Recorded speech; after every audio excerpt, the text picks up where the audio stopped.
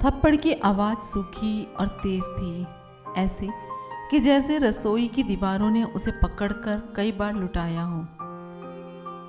वो आवाज़ सिर्फ मेरे गाल पर नहीं थी, वो आवाज़ थी मेरे आत्मसम्मान पर। मेरा बेटा, मेरा अर्जुन, जिसे मैंने 9 महीने कोख में रखा, जिसकी पहले बुखार वाली रात में मैं पूरी रात उसके माथे पर पानी की पट्टियाँ रखती रही, उसी ने मुझे मारा था। ये पहली बार नहीं था कि उसने अपना आपा खोया हो, पर पहली बार था कि उसने हाथ उठाया। मेरे गाल पर जलन फैल रही थी, पर उससे ज़्यादा जलन उसकी आंखों में दिखती उस अजनबी हिंसा से हुई, वो हिंसा जो लालच और अधिकार की भावना से जन्म लेती है। उसने सिर्फ इसलिए हाथ उठाया था क्योंकि मैंने जुए के उसके कर्ज के लिए पैसे देने से मना कर दिया था। वो चिल्लाया था, आपको देना ही होगा। मैंने शांत स्वर में कहा था, मैं तुम्हें और बर्बाद नहीं करूंगी। इसके बाद फिर से थप्पड़। उसकी सांसें तेज थी, आंखें लाल। उसे उम्मीद थी कि मैं रो पड़ूंगी हमेशा की तरह। वह जानता था मेरी चुप्पी उसकी ढाल थी, लेकिन उस रात सब कुछ बदल गया। मैंने उससे कुछ नहीं कहा, बस लंबे समय तक उसके चेहरे को मैंने देखा। वो असहज हो उठा, फिर मैं धीरे से अपने कमरे में चली गई। मैंने अंदर से दरवाज़ा बंद किया। बाहर उसकी चीखें थी, लेकिन भीतर मेरी चुप्पी थी। मैं बिस्तर पर बैठी रही, सामने अलमारी के ऊपर रखा पुराना एल्बम उतारा, एक एक तस्वीर देखती रही। ये वही अर्जुन था जो पहली बार माँ बोलते समय लुढ़क कर गिर गया था, वही जो स्कूल के पहले दिन रोते हुए मेरा आंचल पकड़कर बैठ गया था, वही जो कॉलेज जाते समय बोला था, आपके लिए बड़ा घर बनवाऊंगा। कहाँ खो गया वो बच्चा? क्या मैंने ही उसे खो दिया? क्या मैंने ही उसे बिगाड़ दिया? शायद हाँ। मैंने हर बार उसके गलत व्यवहार को तनाव कहकर माफ़ किया, हर बार उसके गुस्से को पुरुष होने की मजबूरी कहकर सही ठहराया, हर बार पैसे देकर सोचा माँ हूँ, मेरा कर्तव्य है। पर कर्तव्य और आत्मसमर्पण में फर्क होता है। मैंने वह फर्क देर से समझा। रात के 3 बजे मैंने फ़ोन उठाया। हेलो, क्या मैं शारदा मेहता जी से बात कर सकती हूँ? शारदा जी से बात करके मैं सो गई। सुबह उठते ही मैं रसोई में गई। भीतर एक अजीब सी ऊर्जा थी, जैसे कोई निर्णय शरीर को नई ताकत दे देता है। मैंने सब्जी चढ़ाई, जीरा चावल बनाए, उसकी पसंदीदा नान खटाई बेक की। घी की खुशबू पूरे घर में फैल गई।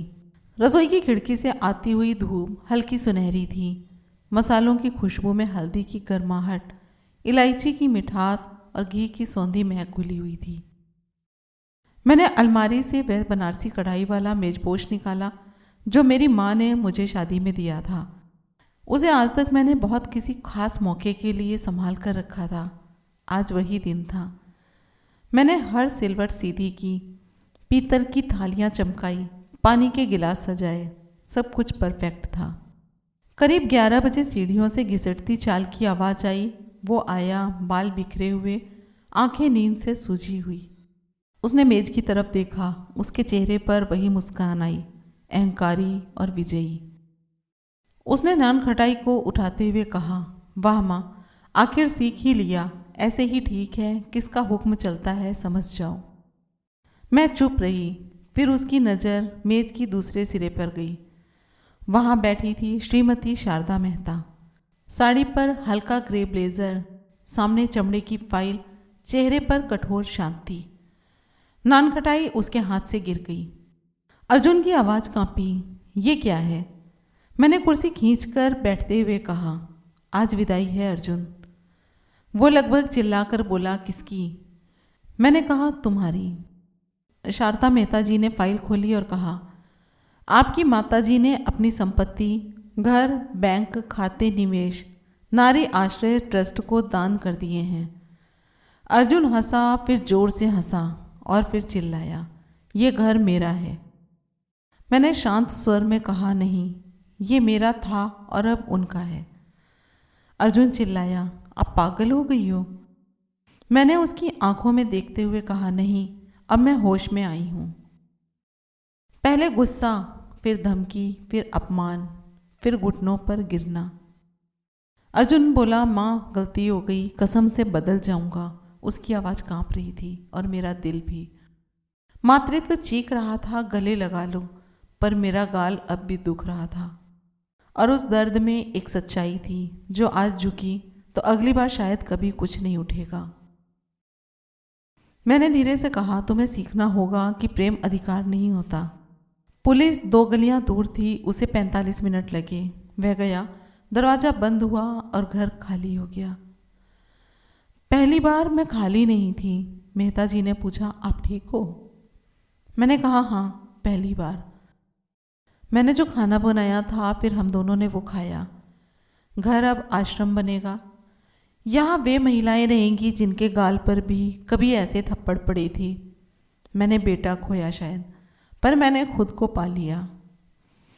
माँ होना त्याग है, पर माँ होना गुलामी नहीं है।